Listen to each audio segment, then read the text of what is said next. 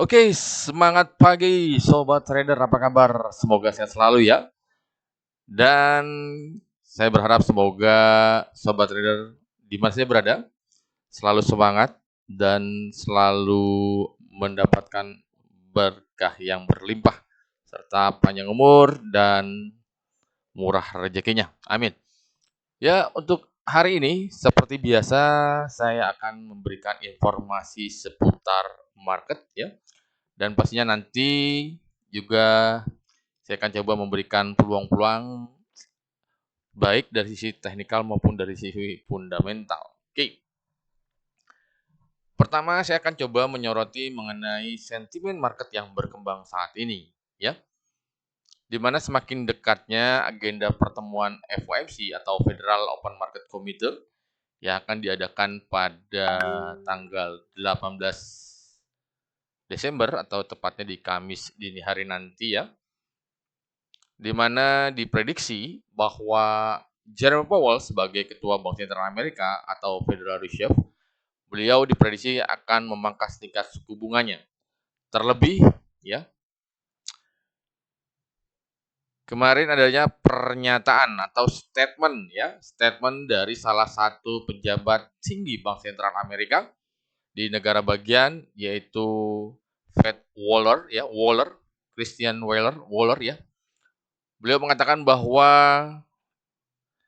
beliau mendukung sikap atau apabila Bank Sentral memangkas tingkat suku bunga sebesar 25 basis poin pada pertemuan di Desember nanti ya. Dengan pernyataan beliau ini semakin meningkatkan alat survei yaitu FedWatch Tool, di mana saat ini sudah berada di level 73%. Meningkat drastis yang sebelumnya berada di level 55% itu pada awal pekan kemarin. Oke. Selain itu juga kita tahu bahwa pada pekan ini akan banyak sekali rilis data sektor ketenagakerjaan Amerika ya. Dan ini juga akan berdampak terhadap pergerakan market. Oke. Kita tahu juga bahwa semalam ya, itu ada rilis data JOLTS Jobs Opening, yaitu Jobs Open Labor Turnover Survey, di mana indeks prediksi ketersediaan lapangan pekerjaan yang ada di Amerika ya. Untuk data ini meningkat cukup lumayan bagus ya, dari data sebelumnya 7,37 juta diprediksi meningkat menjadi 7,51 juta dan aktualnya cukup bagus 7,74 juta ketersediaan lapangan pekerjaan. Oke. Hal tersebut membuat dolar Amerika ya ini terus berada di jalur penguatannya. Namun yang tadi saya katakan, sentimen mengenai pemangkasan tingkat suku bunga membatasi penguatan dari dolar Amerika tersebut. Oke. Selain itu juga kita tahu bahwa di Middle East ini sudah mulai mereda meskipun belum secara penuh kondisinya kondusif, di mana gencatan senjata antara Israel, Hizbullah, dan Hamas ya, ini on progress atau sedang dilaksanakan. Namun untuk di Eropa Timur antara Rusia dengan Ukraina ini masih bersih tegang. Oke. Untuk kondisi dolar Amerika, ya ini kita bisa lihat dari indeks dolarnya atau DXY ya, di mana mengalami kenaikan terbatas ya. Sorry, kalau menurut saya justru mengalami ya penguatan terbatas, sebelumnya berada di level 106,20-an dan pagi ini berada di level 106,39. Efek yang tadi saya katakan, data JLTS Jobs Opening ini yang positif, namun pernyataan Christopher Waller tersebut membebani pergerakan dari dolar Amerika ya. Secara teknikal, potensi pergerakan dari dolar Amerika di hari ini masih berpeluang akan adanya aksi profit taking. Oke. Karena kenapa? Kita tahu di hari ini akan ada rilis data ADP Non-Farm Employment Change ya, atau data sektor ketenagakerjaan di luar sektor pertanian yang dirilis oleh swasta. Untuk data ADP non-farm employment change ini diprediksi negatif ya. Dari data bulan sebelumnya sebesar 233.000 diprediksi menurun menjadi 152.000. Oke. Selain itu juga di jam 10 malam nanti akan ada rilis data ISM Service PMI ya. Data ini juga diprediksi positif untuk US dollar dari sebelumnya 56 meningkat menjadi diprediksi menurun ya maksud saya. Dari 56 diprediksi turun menjadi 55,7. Mengalami penurunan 0,3 ya, diprediksi seperti itu. Dan yang menjadi fokus utama juga untuk di hari ini, tepat di jam 1.45 dini hari nanti akan ada Fed Chair Powell Speak ya. Ini adalah pernyataan dari Ketua Bank Sentral Amerika Jerome Powell mengenai bagaimana peluang pada pertemuan di tanggal 18 Desember nanti, apakah akan ada pemangkasan sesuai dengan ekspektasi atau tidak, dan akan dicermati juga peluang mengenai arah kebijakan yang akan diambil pada tahun 2025 nanti ya. Oke. Itu untuk kondisi dari dolar Amerika plus sentimen market yang terjadi saat ini. Oke. Lalu sekarang tinggal kita hubungkan terhadap beberapa pergerakan market. Ya. Yang pertama, saya coba soroti mengenai pergerakan dari Euro USD ya. Untuk Euro itu sendiri ini masih bergerak terbatas ya. Karena apa? Kita tahu bahwa terjadinya krisis di Prancis ya, di mana kekhawatiran akan mosi tidak percaya terhadap pemerintahan Prancis yang saat ini ya, di mana setelah sayap kanan National Rally mengancam melakukan aksi demo yang besar jika tuntutan anggaran mereka tidak terpenuhi. Ya.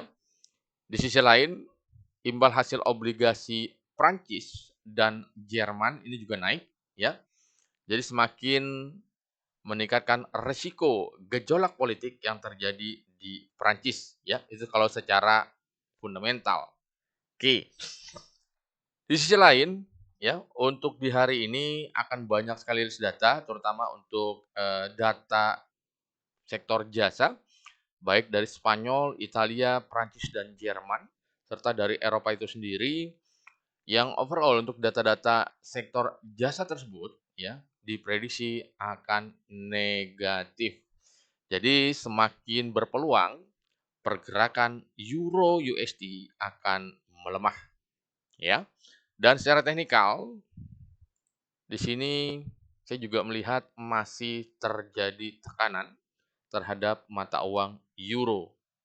Oke. Potensi pelemahan euro kalau saya prediksi akan mencoba ke level support di 1.0500 ya. Sorry, 1.04900 ya. Jika dijebol akan menuju ke level 1.04500 sampai dengan 1.0400. Jika penguatan euro, saya lihat atau saya prediksi juga tidak akan terlalu jauh ya. Sasarannya kalau saya lihat di sini hanya akan menuju ke level 1.05300 sampai dengan 1.05500. Itu peluang pergerakan euro di hari ini. Dan dicermati juga yang tadi saya katakan banyaknya rilis data sektor jasa di Eropa. Ya, oke. Itu untuk pergerakan euro USD. Oke. Lanjut sekarang kita ke pergerakan mata uang yen atau USD Japanese yen ya. Untuk yen ini masih berpeluang bergerak menguat imbas pernyataan dari Ketua Bank Sentral Jepang, Ueda, di mana beliau mengatakan bahwa Bank Sentral Jepang masih berpeluang untuk menaikkan tingkat suku bunganya di bulan Desember ini atau di akhir tahun 2024 ini. Statement hawkish tersebut mendukung penguatan yen, terlebih beliau juga menegaskan imbas terus melemahnya mata uang yen, maka perlu sikap yang cepat dan tepat yang akan dilakukan oleh Bank Sentral Jepang.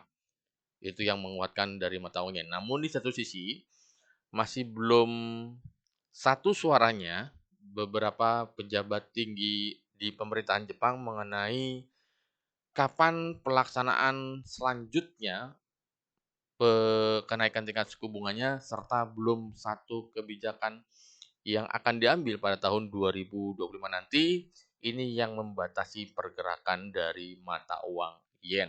Oke. Untuk pergerakan hari ini ya, kalau sobat trader perhatikan di sana pada time frame daily sudah terbentuk yang namanya doji. Namun ini kalau saya lihat bentuk dojinya adalah dragonfly doji. Jadi potensi pelemahan justru akan mendominasi pergerakan yen di hari ini.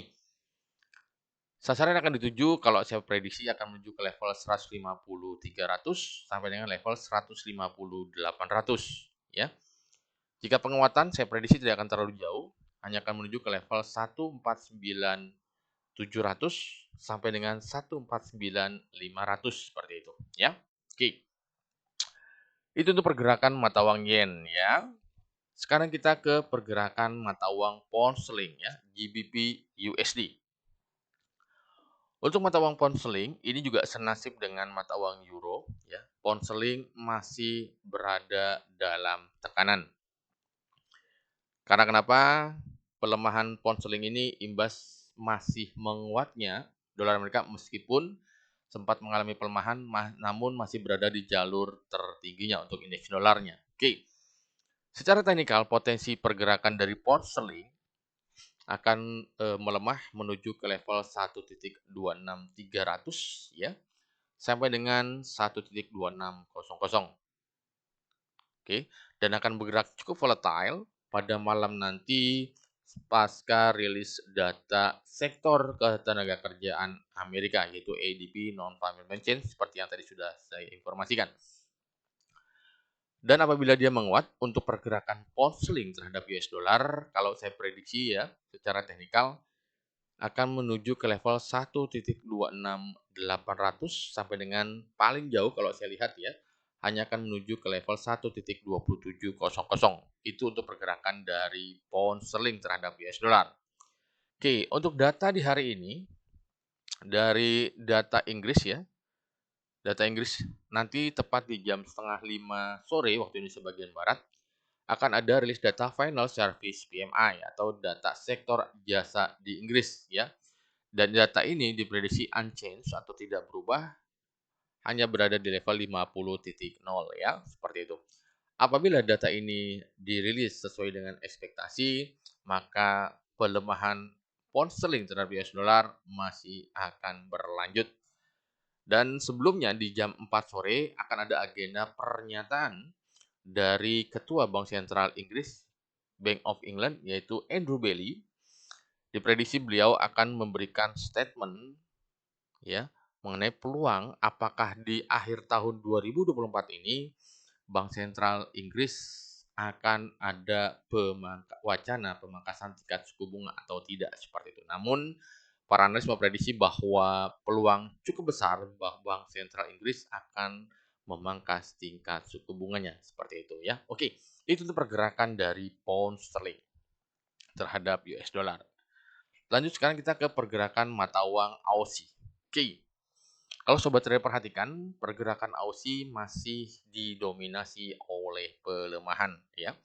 Karena apa? Kita tahu di tengah penguatan dolar Amerika meskipun sempat terjadi pelemahan namun hanya terbatas dan sementara, ini tidak berpengaruh terhadap pergerakan Aussie.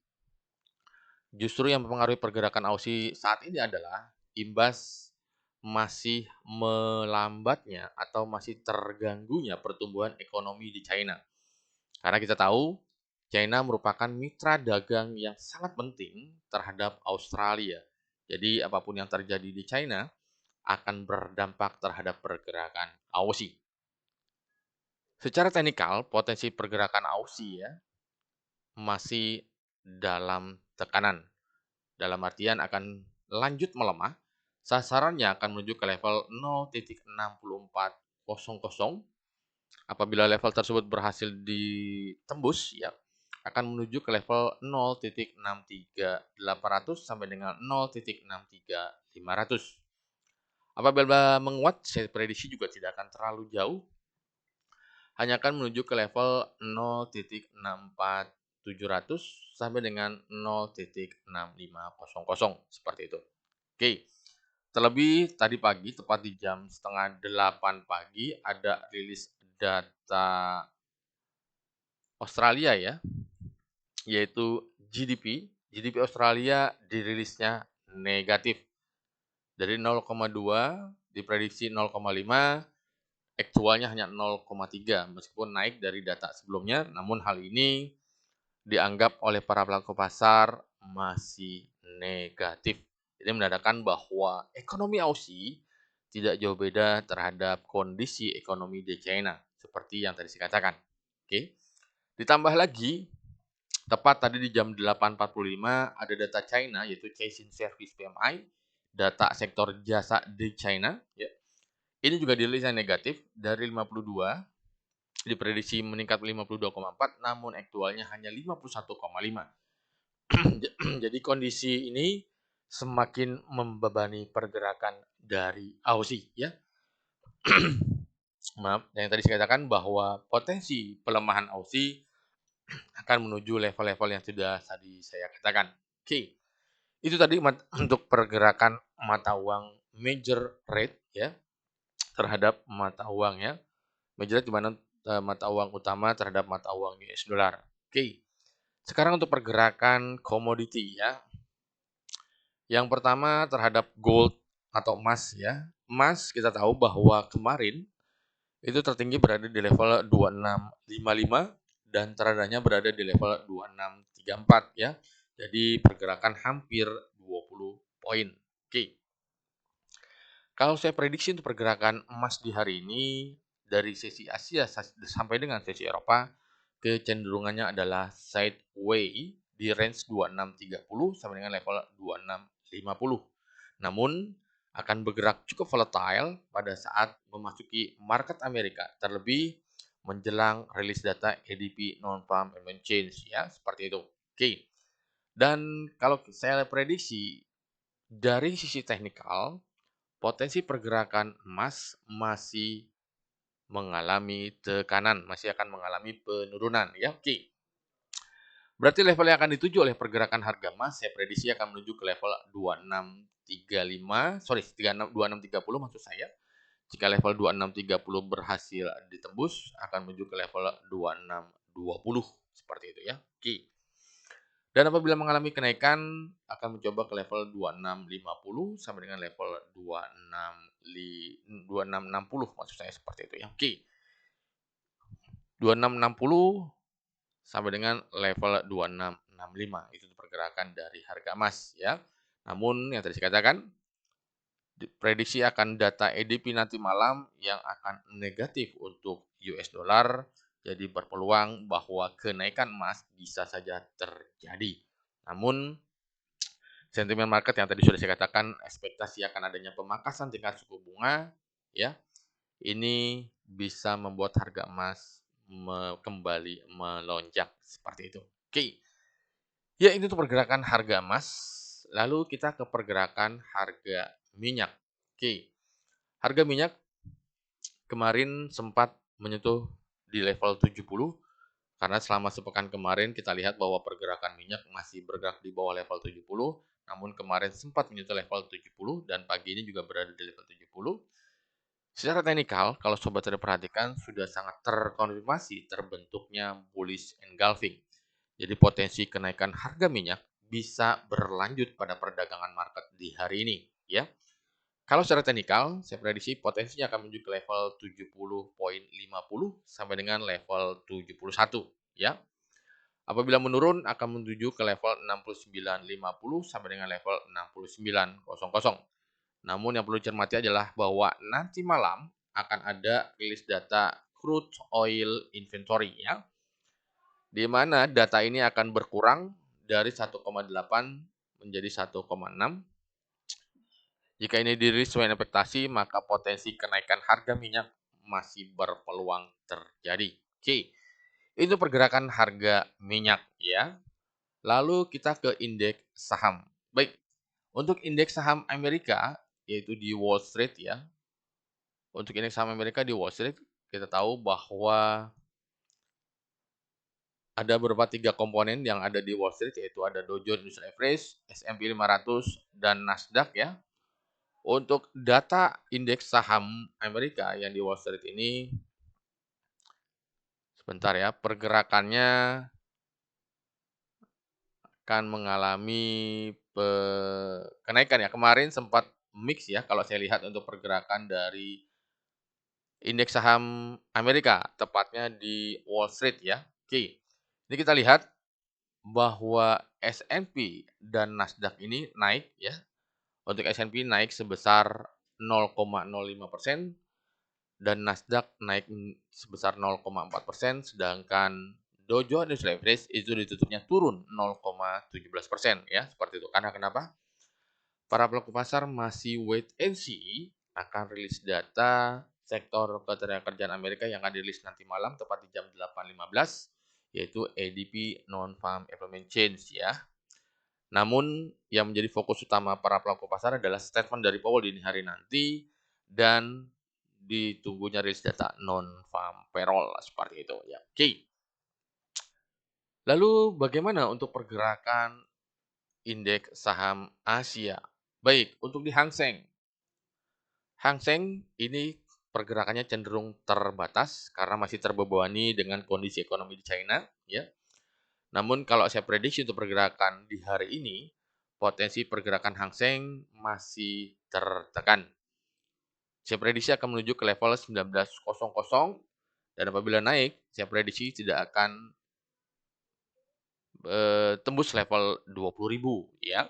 Jadi masih berada di range ya 19.000 sampai dengan level 20.000. Ya, karena apa yang tadi saya katakan, kondisi ekonomi di China masih membebani pergerakan dari Hang Seng. Lalu untuk pergerakan harga Nikkei, Nikkei berusaha kembali bergerak naik namun masih sangat terbatas, sama halnya seperti Hang Seng. Kalau saya lihat pergerakan Nikkei akan berada di level 39.00 sampai dengan level 39.800 ya. Karena kenapa? Masih simpang siurnya informasi mengenai apa yang akan dilakukan oleh Bank Sentral Jepang di tengah kondisi global saat ini dan kondisi internal Jepang saat ini. Seperti itu. Oke. Itu tadi untuk pergerakan market di hari ini baik dari sisi teknikal maupun dari sisi fundamental dan pengaruhnya terhadap mata uang di major rate ya, serta untuk komoditis dan di indeks saham. Dan perlu saya ingatkan untuk sobat trader bahwa sebelum melakukan entry posisi di market, harap bijak di dalam melakukan entry posisi di mana risk reward ratio disesuaikan dengan equity yang ada, dan untuk style tradingnya bisa sesuai ya, jadi tidak dipaksakan. Karena yang perlu saya ingatkan bahwa sobat trader di dalam trading itu bukan cepatnya kita action, yang perlu diingat adalah dalam trading itu 80% adalah waiting, itu menunggu momen yang tepat, level yang tepat, sehingga kita bisa masuk tepat dan kita keluar juga dalam momen yang tepat. Dan 20%-nya adalah action, yaitu 10% sell ataupun 10% buy, seperti itu. Oke. Ya, untuk sobat trader, untuk hari ini market review saya rasa cukup sekian. Ya, semoga informasi ini sangat berguna untuk sobat trader. Dan apabila informasi ini sangat berguna, diharapkan bisa di-subscribe, share, like, and comment agar konten ini atau channel YouTube ini bisa semakin berkembang dan memberikan informasi seputar dunia trading serta ilmu-ilmu trading yang bisa berguna untuk sobat trader di mana saja berada. Baik, saya rasa cukup sekian. Terima kasih. Semangat pagi, salam sehat, dan salam profit. Bye.